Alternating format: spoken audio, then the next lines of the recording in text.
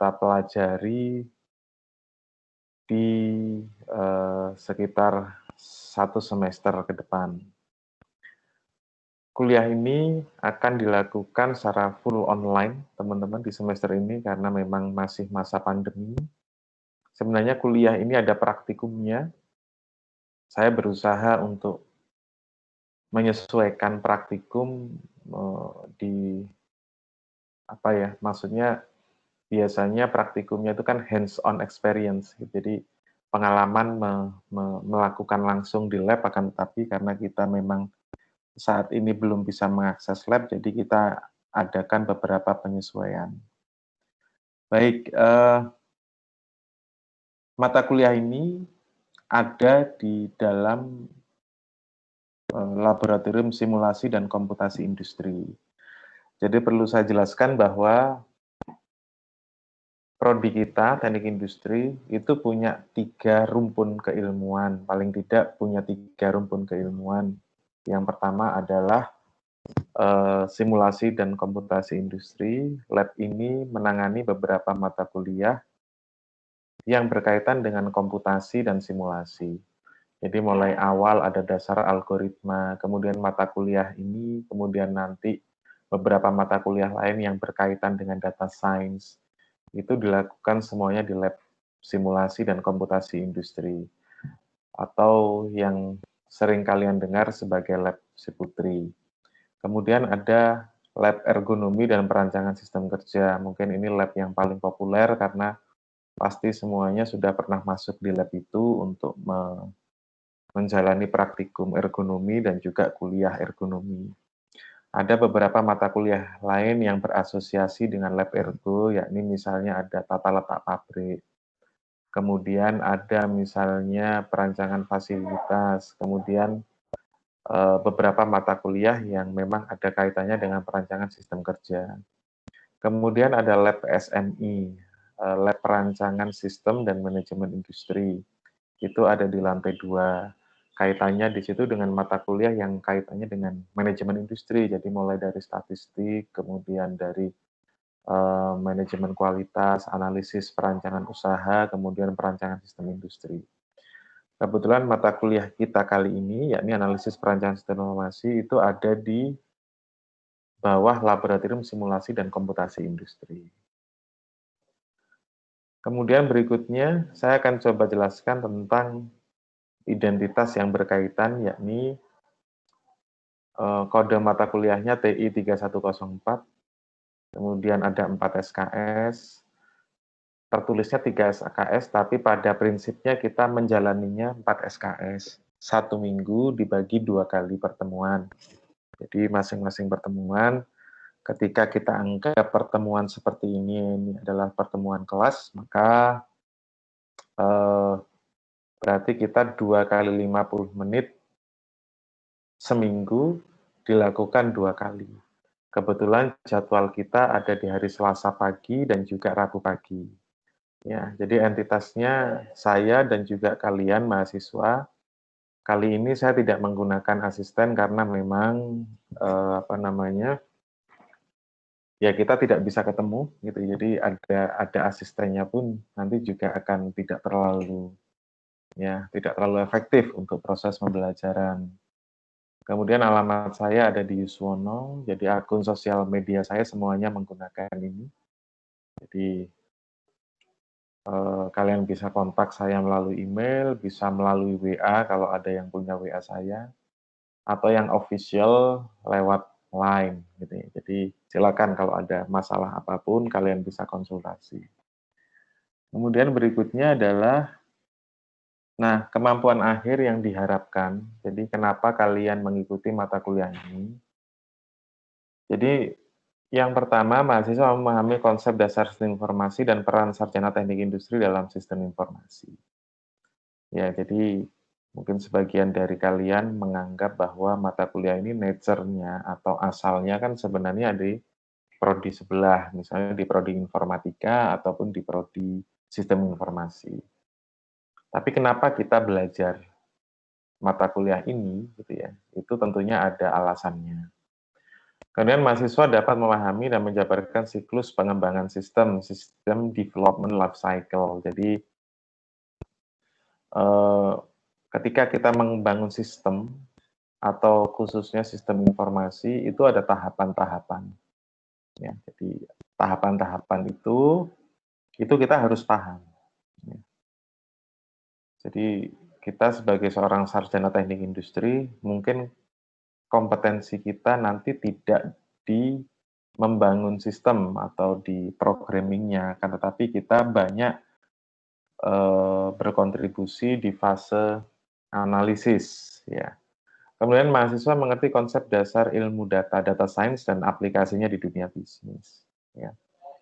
Mengerti, jadi di era revolusi industri 4 ini, literasi data atau kemampuan kita untuk melihat data, kemudian mengolah data, dan menjadikannya sebagai bentuk informasi, itu disebut dengan literasi data. Literasi data ini penting, ya, dan saya mencoba mengenalkan data science ini di mata kuliah ini, dan beberapa aplikasinya di dunia bisnis meskipun itu masih dalam level yang sederhana. Nah, kemudian untuk data science, ya, saya menggunakan bantuan Microsoft Excel. Kemarin tentunya teman-teman sudah ketemu dengan beberapa alumni. Ya. Masukan paling penting dari alumni adalah senjata utama sarjana teknik industri itu seharusnya Microsoft Excel. Ya.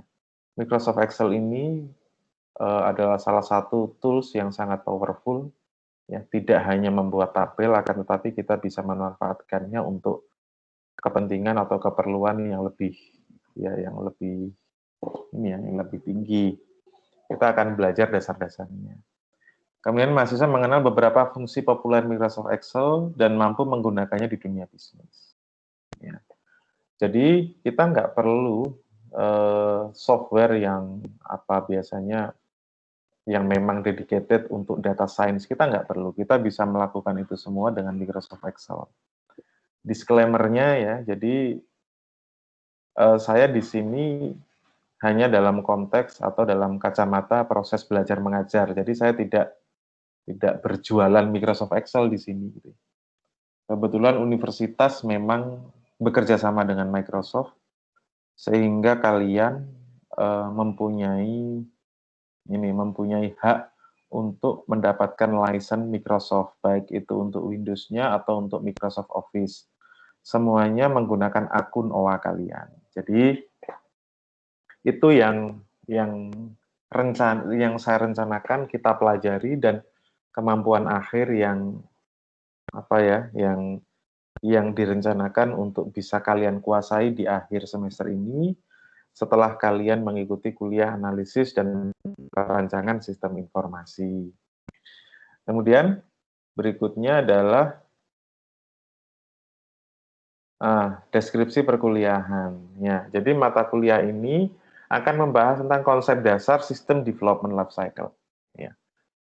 Ini adalah salah satu keahlian penting yang harus dimiliki oleh sarjana teknik industri. Ya, jadi kita ada di era informasi, ada di era big data, ada di era revolusi industri, dan semuanya bahan bakarnya adalah sistem informasi. Jadi kita harus tahu dasar-dasar sistem informasi itu apa, bagaimana cara mengembangkannya. Meskipun toh pada akhirnya kita tidak melakukan programming di sini. Ya, akan tetapi arahnya lebih ke arah bagaimana cara kita mengolah data menjadi sebuah informasi yang bermakna, yang bermanfaat. Kemudian berikutnya luaran dari fase analisis, ya, di dalam fase pertama sistem development life cycle itu berarti kita akan menghasilkan sistem request dan business requirement document. Jadi misalnya kita melihat sebuah sistem, kita melihat sebuah UKM, kita melihat sebuah perusahaan. Kita sebagai kita dituntut untuk mampu menghasilkan apa sebenarnya kebutuhan dari sistem ini, apa kebutuhan dari perusahaan ini. Kebutuhan kebutuhan tentang apa yang dimaksud? Berarti kebutuhan tentang informasi. Jadi misalnya owner dari usaha ini, itu pengen informasi tentang apa. Nah, kita itu harus bisa menerjemahkannya menjadi spesifikasi teknis, yang dalam konteks sistem informasi itu dinamakan dengan sistem request dan business requirement document. Nanti kita akan bahas lebih detail sambil berjalannya kuliah. Kemudian kuliah ini akan mengenalkan tentang literasi data seperti yang tadi saya sebutkan, ya, bahwa kita harus mulai mengenal data. Ya. Bagaimana cara untuk mengumpulkannya, cara mengolahnya, cara memanfaatkan data itu menjadi sebentuk atau beberapa informasi yang bisa dimanfaat dalam pengambilan keputusan. Yang karena ini memang hanya 1 semester, apa yang kita dapatkan itu masih dasar, ya. Jadi sehingga nanti harapannya yang dasar ini bisa kalian kembangkan secara mandiri ketika kalian ada di perusahaan dengan studi kasus yang lebih advance, yang lebih maju tentunya. Ya. Kemudian, ya, referensi, saya menggunakan sistem analysis and design, ya biasanya saya upload di MLG, akan tetapi nanti akan saya upload di Teams. Ya. Saya punya soft copy-nya dan juga buku fisiknya ada di perpustakaan, akan tetapi kali ini kita tidak bisa mengakses perpustakaan, jadinya ya makanya saya bagikan soft copy-nya.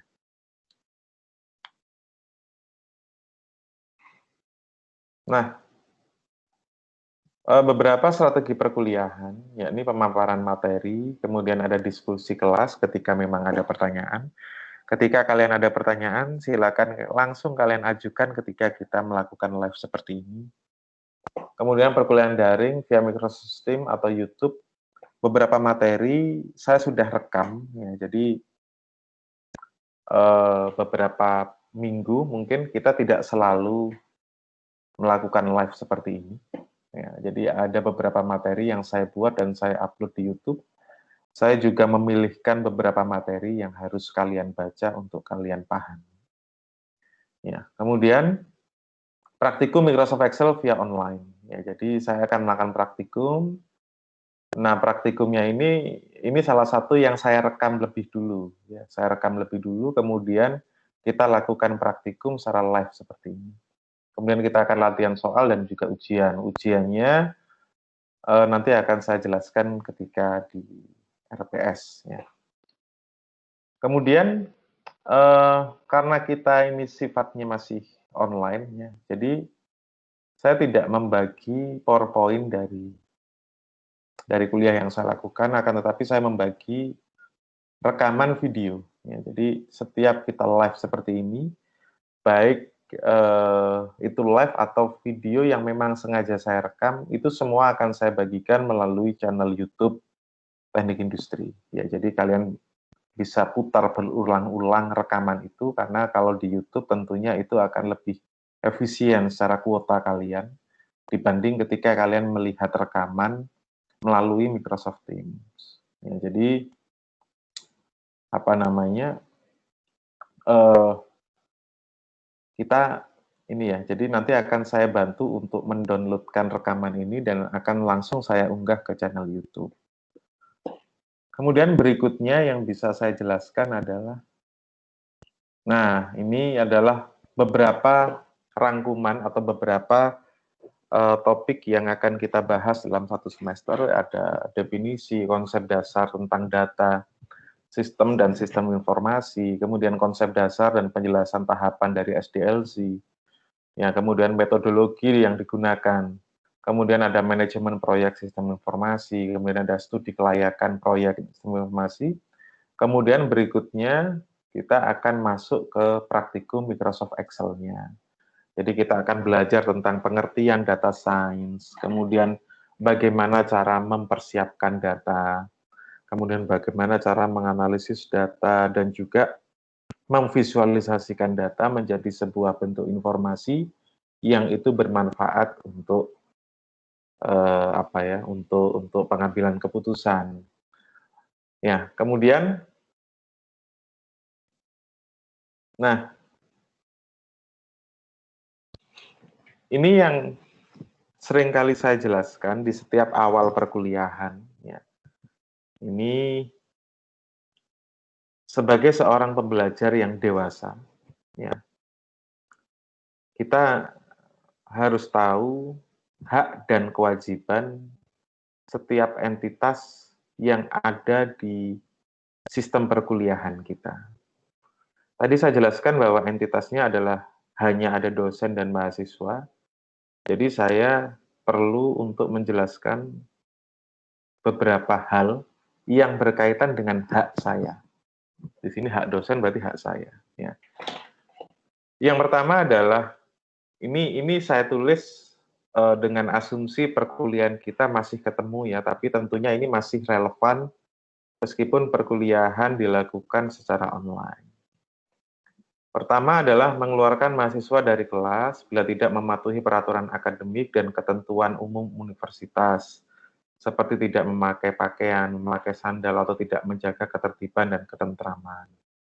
Jadi misalnya ketika ini kita adopsi di perkuliahan online, tentunya kalian misalnya harus mengikuti aturan ya, aturan yang kaitannya secara umum aja. Jadi misalnya tidak ribut, tidak gaduh, berkomunikasi secara baik. Akan tapi ketika hal-hal itu, aturan itu dilanggar, saya berhak untuk mengeluarkan dari kelas ini.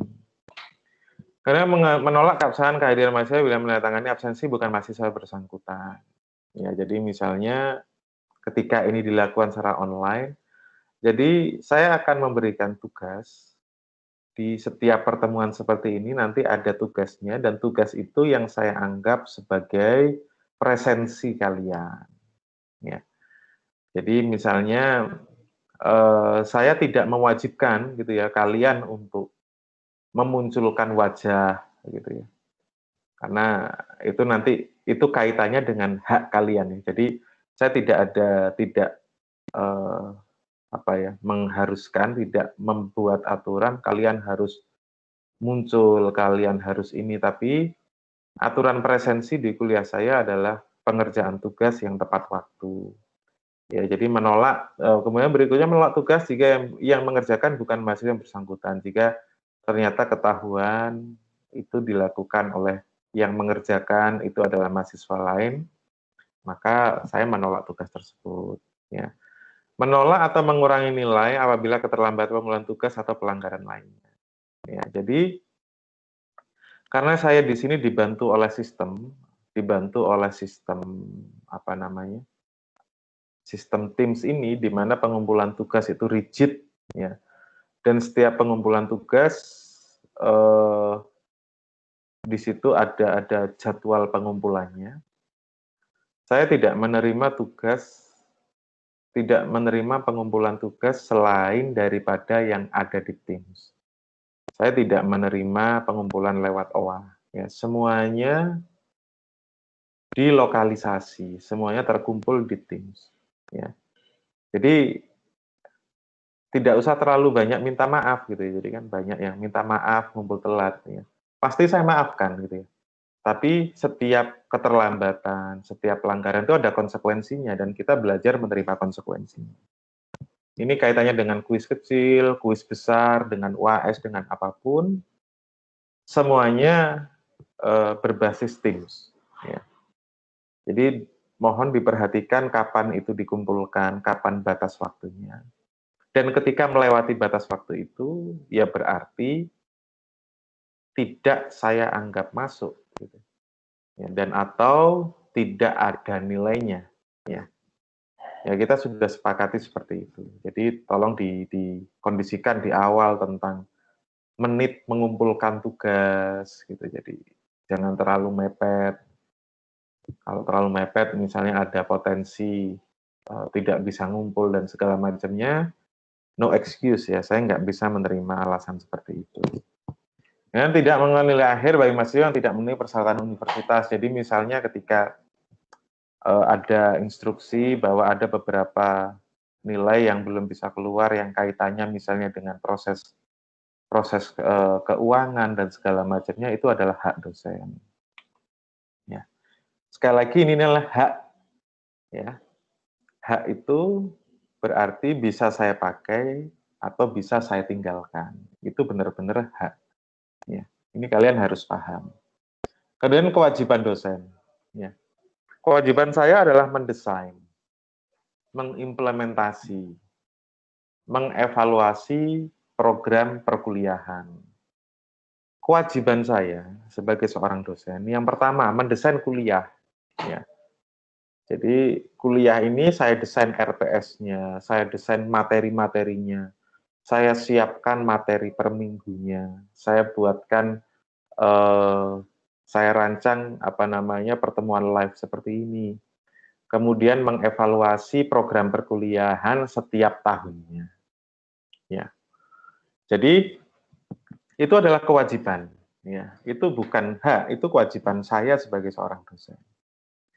Hadir dan memberikan perkuliahan sesuai dengan kontrak yang kuliah yang disepakati.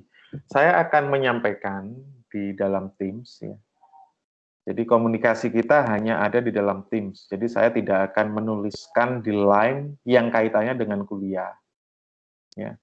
Ini misalnya minggu pertama kita ada live seperti ini, maka saya akan mengundang kalian di Teams. Jadi itu tugas saya untuk membuat schedule meeting ya di Teams.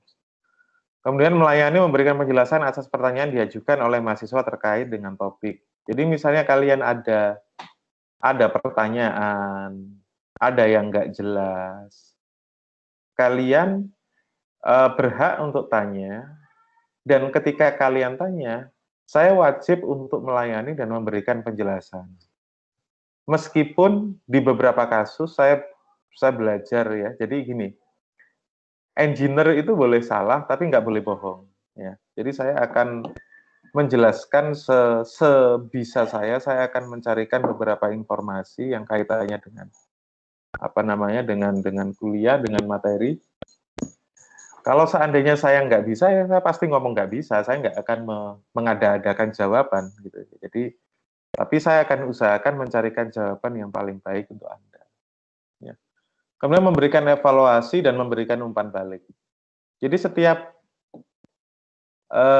saya memberikan evaluasi, maka jadinya saya menjadi wajib memberikan umpan balik, gitu ya. Jadi ketika saya memberikan evaluasi berupa apapun, kuis kecil, kuis besar, UAS, segala macam, maka saya juga wajib memberikan feedback. Ketika tanggung jawab saya ini tidak dilakukan, ya, tolong ditagih, gitu. Tolong ditagih. Silakan sampaikan kepada saya, Pak, ini kuis besar satunya kok belum ada feedbacknya, gitu. Silakan, karena itu kewajiban saya. Ya. Karena mengevaluasi program perkuliahan secara periodik dan melakukan perbaikan jika diperlukan. Jadi sudah menjadi kewajiban dosen untuk melakukan evaluasi ya program perkuliahan secara utuh. Ya, jadi apa yang kalian dapatkan di tahun ini itu sama sekali berbeda dengan apa yang kakak kelas kalian dapatkan di tahun sebelumnya. Kenapa berbeda? Karena ada evaluasi. Ya. Evaluasi misalnya kemarin saya praktikumnya masih sangat sederhana. Kemudian ada evaluasi, ada inputan dari alumni, ada inputan dari kakak kelas, Pak, gimana kalau praktikumnya itu kita pakai Excel aja. Karena ketika kita PKL, ternyata kita masih banyak yang kerepotan menggunakan Excel. Oke, nggak apa-apa, jadi saya ubah, di APSI ini kita fokus banyak belajar Excel. Itu kewajiban-kewajiban saya. Ya, kemudian berikutnya hak mahasiswa. Ya, sekali lagi ini hak ya. Kalau hak ya itu berarti memang benar-benar hak kalian. Hak ini boleh kalian manfaatkan, boleh tidak. Ya. Jadi Yang pertama adalah memperoleh pembelajaran dan mengikuti diskusi dari dosen pada setiap pelaksanaan perkuliahan berdasarkan jadwal yang ditentukan. Ya, jadi ini hak gitu ya. Kalian ikut kuliah itu hak. Ya. Jadi ini dibedakan ya. Ini tolong dibedakan. Jadi kalian mendapatkan pembelajaran, kalian mendapatkan ilmu, itu hak atas kewajiban kalian, yakni membayar uang SPP. Ya, sederhananya seperti itu. Jadi, ya, hak kalian untuk ikut kuliah ini atau tidak, itu hak kalian. Ya. Kalian mau ikut kuliah ini, misalnya kita rencanakan 16 pertemuan, kalian cuma ikut 5 pertemuan, ya, itu benar-benar hak kalian. Ya, saya tidak menjelaskan konsekuensi loh ya. Jadi konsekuensinya kan misalnya ketika ada presensi yang nggak cukup, kalian nggak bisa ikut UAS, itu konsekuensi. Tapi di atas itu, ikut kuliah itu hak kalian. Ya. Kemudian mendapatkan keringanan jika berhalangan hadir atas alasan tertentu atau tidak ingin mengikuti program dengan alasan tertentu. Ya. Jadi misalnya kalian mau minta izin, misalnya dengan alasan yang bisa diterima. Jadi kalian misalnya mewakili universitas ataupun kalian sedang sakit segala macamnya, itu hak. Ya. Kemudian menghubungi dosen jika belum hadir, ya. Sekaligus menanyakan kepada sekretaris fakultas kaprodi, ya. Karena kaitannya kalian itu berhak mendapatkan pembelajaran, maka kalian juga berhak mencari dosennya jika nggak hadir-hadir. Ini dosennya kemana? Ya, kalian bisa misalnya bisa tanyakan ke saya dalam kapasitas kepala program studi jika ada dosen lain di mata kuliah lain yang misalnya tidak hadir pada jadwal yang ditentukan, kalian bisa tanyakan ke saya. Atau kalian bisa tanya ke Sekfak, atau tanya ke siapapun, ini jadwalnya saya mendapatkan kuliah, kok dosennya nggak ada. Gitu ya. Kemudian hak kalian mengerjakan setiap penugasan perkuliahan. Ini adalah turunan dari yang pertama tadi. Ya. Jadi ketika kalian berhak mendapatkan pembelajaran, maka kalian juga berhak untuk mendapatkan evaluasi. Kalian berhak untuk diberikan kuis besar. Ya. Kemudian mengerjakannya itu kembali ke kalian, gitu ya. Kalian boleh mengerjakan, boleh enggak, itu terserah kalian. Ya. Kalau kalian mengerjakan, berarti dosennya nanti wajib memberikan feedback, gitu ya. Kalau kalian mau nggak ngerjakan, kalian mau nggak ngumpulkan, terserah, itu hak, gitu. Ya mau nggak ngumpulkan, ya oke, nggak masalah. Kita tidak Sekali lagi, kita tidak berbicara tentang konsekuensi loh ya. Konsekuensinya itu kan tadi udah jelas. Kalian nggak ngumpul ya udah. Gitu. Kalian nggak ngumpul tepat waktu ya nggak apa-apa gitu. Jadi no hard feeling, nggak usah minta maaf. Pak, mohon maaf saya nggak ngumpulkan gitu. Nggak usah gitu ya. Jadi semuanya sudah jelas gitu. Kita sudah masing-masing sudah tahu hak dan kewajiban kita masing-masing. Ya. Kemudian mendapatkan penjelasan bila diperlukan atas hasil feedback yang diberikan oleh dosen. Ya. Saya ulangi bahwa ketika kalian menggunakan hak kalian untuk mengumpulkan penugasan, dosennya itu wajib memberikan feedback, wajib menilai, gitu loh ya. Jadi ini berlaku untuk semuanya. Kalau ada dosen ya yang tidak memberikan feedback, kalian berhak menanyakan itu. Kalian harus mendapatkan penjelasan. Pak, kuis besar satu saya kok belum dinilai? Pak, ini kuis besar satu saya kok nilainya segini gitu. Padahal saya merasa bisa. Yang salah di mana? Gitu. Itu kalian berhak. Ya. Kemudian berikutnya,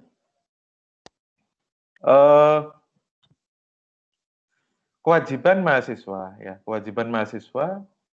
Yang pertama adalah mentaati peraturan universitas tentang perkuliahan. Ya. Kewajiban kalian itu mentaati peraturan. Atau bahasa gampangnya, ya, kewajiban kalian itu yang pertama adalah membayar. Bayar SPP itu kewajiban. Itu bukan hak. Ya. Kalian harus bisa bedakan. Ya. Kemudian yang kedua mentaati peraturan, peraturan yang kaitannya dengan apa yang memang itu terjadi di kampus. Jadi misalnya apa ya? Misalnya kita ngomong kalau kuliah ketemu nih, jadi misalnya harus pakai pakaian rapi, pakaian sopan itu kewajiban. Kemudian berikutnya adalah menjaga perilaku dan beretikat baik. Ini loh. Kita itu sudah orang dewasa semua. Kalian dewasa, ya jadi kita semua ini dewasa. Jadi ketika eh, ketika kita masuk ke kelas, asumsi dasar yang digunakan adalah berarti kita memang butuh dengan ilmu yang diajarkan di kuliah ini. Gitu ya. Ketika kalian merasa nggak butuh, boleh kok nggak diambil, gitu loh. Silakan ambil mata kuliah yang lain, atau silakan apa namanya didiskusikan kira-kira gimana, atau seperti ini. Kalau kalian memang nggak suka ya dengan mata kuliah tertentu, paling enggak jaga perilaku dan itikat baik di dalam kelas itu. Ya, jangan kayak anak kecil, misalnya apa ya, bikin keributan atau apa, jangan. Kita udah besar lah. Ya, kalau kalian memang karena apa? Saya harus menjaga hak teman-teman yang lain yang memang benar-benar pengen ikut kuliah ini gitu. Kalau kalian ada salah satu yang memang asal ikut segala macamnya, paling enggak perilakunya lah dijaga. Kemudian belajar dengan baik. Ya, kalian udah bayar di sini, ya ini tanggung jawab kalian kepada orang tua, ya. Udah dibayarin kalian kuliah di sini dan tentunya kewajiban kalian untuk belajar dengan baik. Baiklah, sebelum saya lanjutkan mungkin ada pertanyaan. Silakan kalau ada pertanyaan. Saya tunggu. Sembari saya menyiapkan materi yang ingin saya sampaikan. Silakan.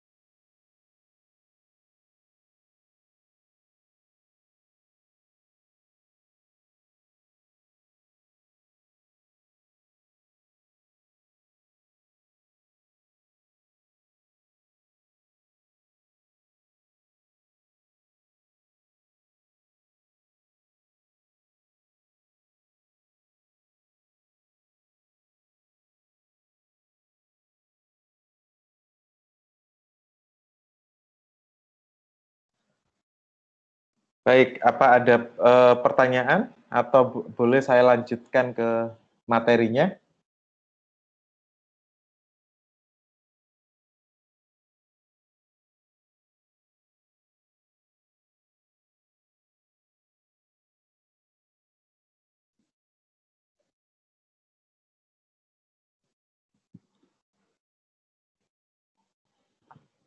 Baiklah, kalau kita akan masuk di materi pertama di hari ini ya. Ini masih sifatnya pengantar ya. Bahwa karena kalian sudah ada di tahun ketiga, rata-rata ada di tahun ketiga, saya perlu menegaskan lagi beberapa hal yang kaitannya dengan disiplin ilmu teknik industri. Ya. Jadi saya merasa wajib untuk kembali mengingatkan kalian tentang apa itu teknik industri dan apa sebenarnya aktivitas dari seorang sarjana teknik industri. Ya. Di sini saya jelaskan bahwa teknik industri ya, ada tiga ranah. Ya. Ada tiga ranah penting yang itu menjadi domain atau menjadi asal atau menjadi habitat seorang sarjana teknik industri. Yang pertama adalah desain. Ya. Kemudian yang kedua adalah improvement. Yang ketiga adalah instalasi. Ya. Jadi ketika kita melakukan sesuatu ya di dunia kerja, ya di dunia bisnis atau di perusahaan apapun, ya, habitat kita sebagai seorang sarjana teknik industri itu ya di tiga hal ini. Gitu. Kita bisa melakukan desain, kita bisa melakukan improvement, kita bisa melakukan instalasi dari hasil desain itu, atau dari hasil improvement yang kita dapatkan, kemana, apa objeknya, ya, yakni ke sistem yang terintegrasi. Ya.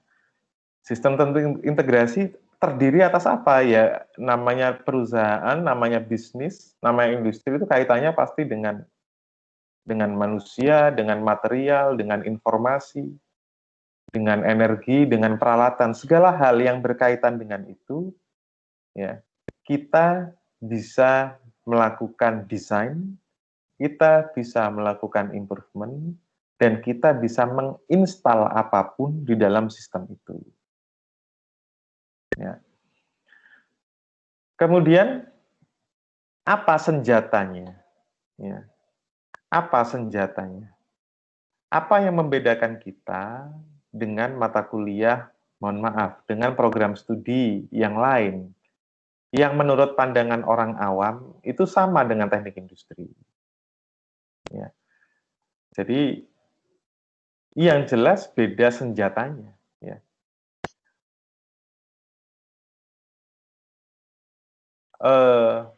Itu tadi, senjata dari teman-teman teknik industri ini adalah spesialis knowledge, ya, ilmu pengetahuan dan skill di dalam pertama matematik, ya, kemampuan matematik, kemudian yang kedua adalah kemampuan fisikal, kemampuan mekanik.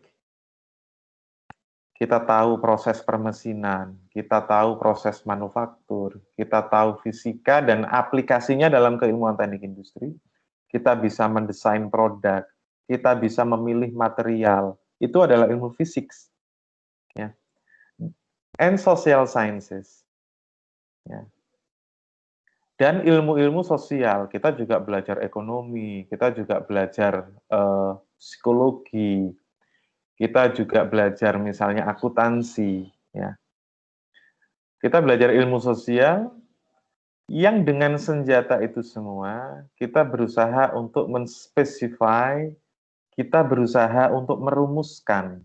Ya. Satu, merumuskan. Dua, memprediksi. Ketiga, mengevaluasi. Ya, ada tiga kata kunci, kita menentukan, kita memprediksi, kita mengevaluasi, atas apa? Ya, atas result, atas optimum. Ya, atas nilai optimal yang bisa diterapkan dalam sistem tersebut. Ya. Jadi kaitannya adalah bagaimana kita itu bisa menentukan segala sesuatu. Kata kuncinya sejak awal mungkin kalian sering mendengar istilah efektif dan efisien. Ya. Berarti bagaimana kita menentukan, bagaimana kita memprediksi, bagaimana kita mengevaluasi sebuah sistem itu agar bisa berjalan dengan efektif, efisien. Kemudian berikutnya, nah ini yang tadi saya sebutkan bahwa aktivitas seorang sarjana teknik industri itu ya berkaitan dengan tiga hal ini, ya, desain, menginstal, dan mengimprove. Kita bekerja dimanapun, kita menjadi apapun, entah punya usaha sendiri sebagai seorang wira swasta, entah itu kita misalnya jadi seorang profesional di perusahaan, kaitannya kita dituntut atau dunia kerja mengasumsikan sarjana teknik industri itu bisa mendesain, bisa menginstal, bisa mengimprove. Itu adalah tuntutannya. Ya. Itu adalah tuntutan dari dunia kerja yang dititipkan kepada universitas. Kalian harus benar-benar paham ini. Ketika ini saya turunkan lagi ke dalam sebuah pertanyaan awam. Ya, jadi misalnya apa bedanya?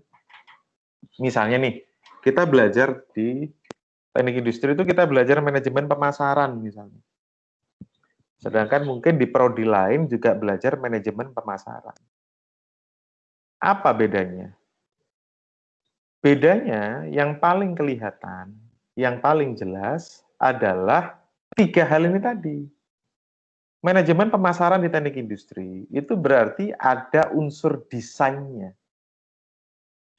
Berarti kita akan mendesain campaign pemasaran. Kita akan mendesain bagaimana proses pemasaran dan penjualan ini dilakukan.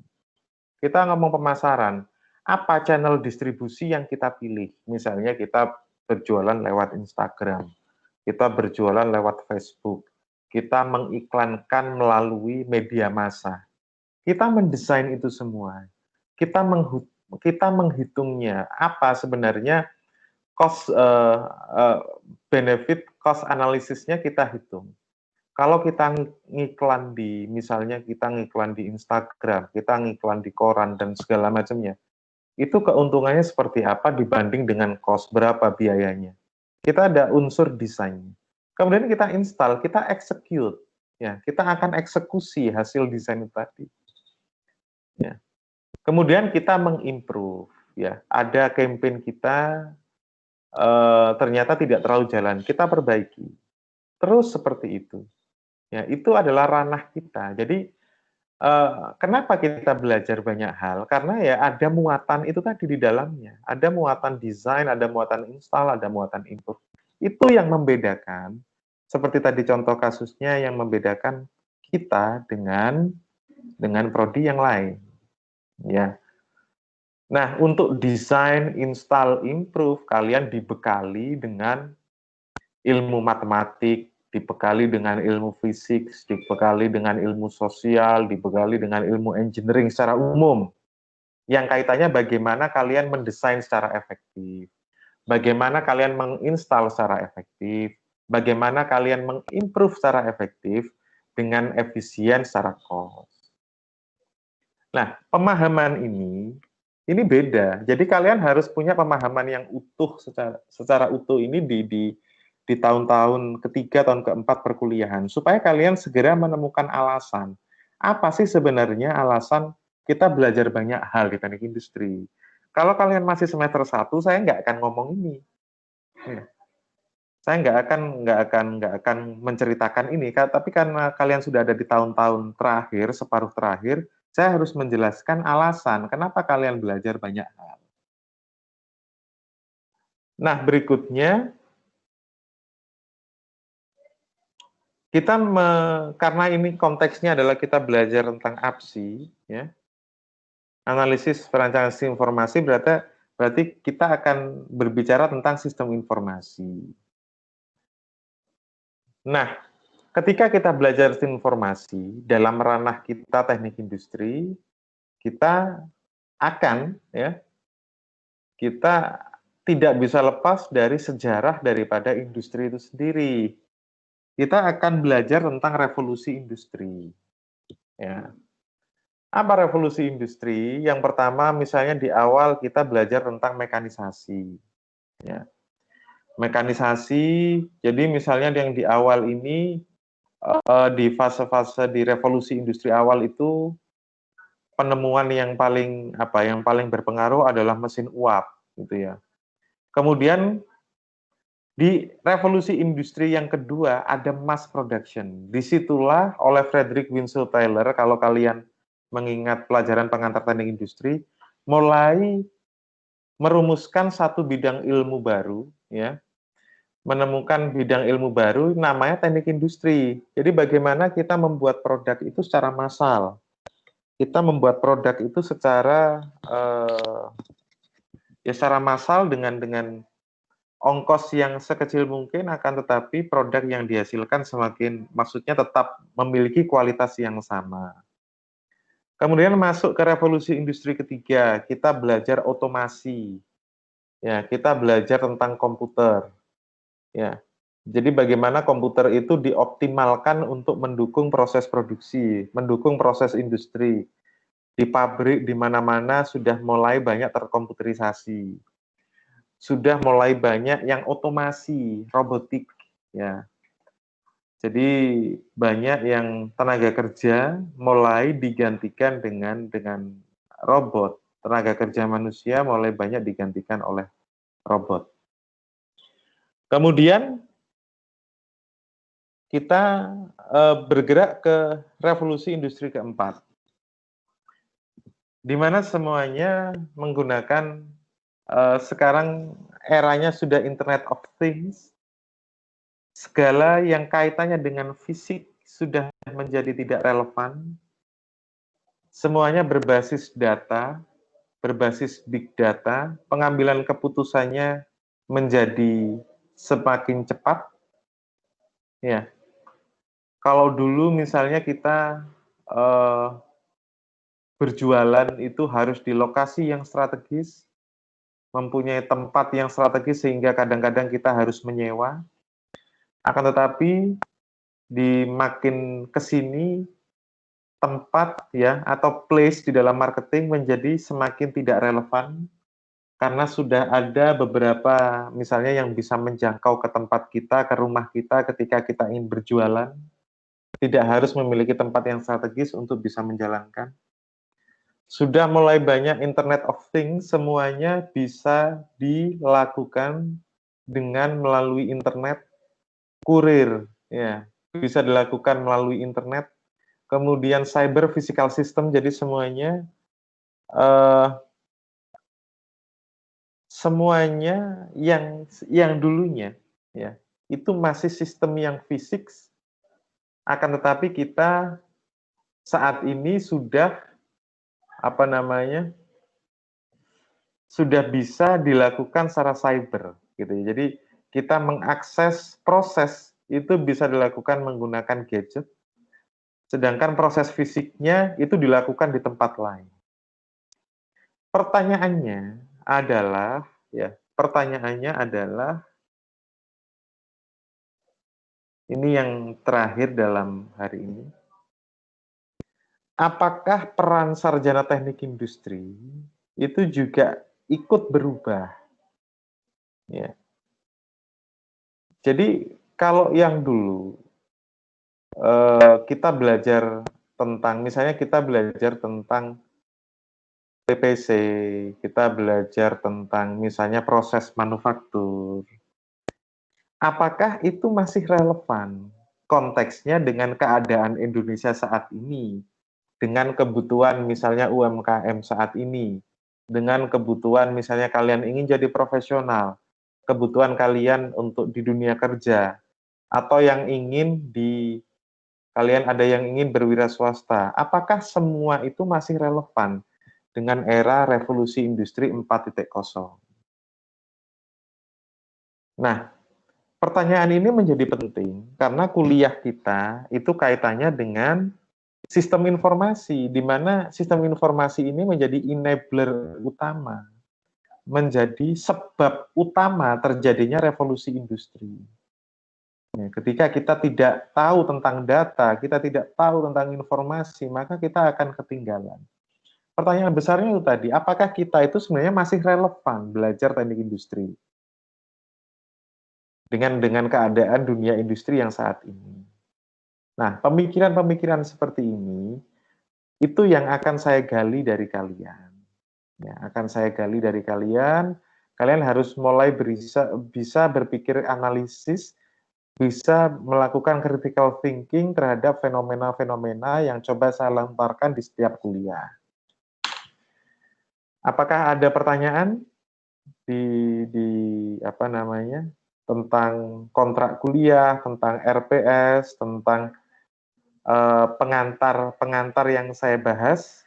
Silakan kalau ada pertanyaan, saya tunggu sekitar 3 menit. Silakan.